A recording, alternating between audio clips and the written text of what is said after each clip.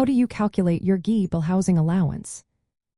Imagine receiving educational benefits that help ease the financial burden of pursuing higher education or training. One key component of these benefits is the housing allowance, which can significantly support your living expenses. Understanding how this allowance is determined can empower you to plan better for your academic journey. The housing allowance under the Post-9/11 Veterans Educational Assistance Act of 2009 is based on several factors. First, it considers the location where you are attending school. The Department of Veterans Affairs uses the United States Department of Housing and Urban Development's published housing cost data for each geographic area. These data reflected the typical rent or housing expenses in different regions across the country. Next, the allowance is calculated based on your enrollment status. If you are enrolled full-time, the housing allowance is at its maximum level. For less than full-time enrollment, the allowance is prorated proportionally.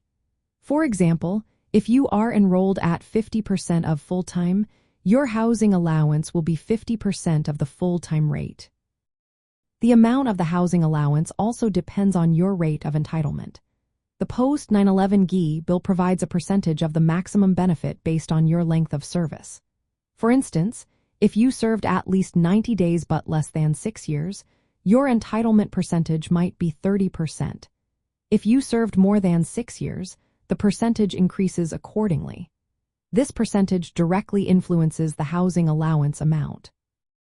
To determine your specific housing allowance, you multiply the national average housing cost for your area by your entitlement percentage.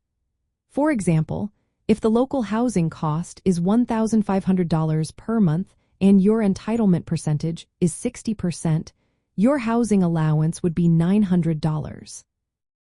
It is important to note that the housing allowance is paid directly to you and is intended to help cover rent, mortgage, or other housing expenses. The calculation process ensures that the benefit aligns with regional living costs and your service commitment.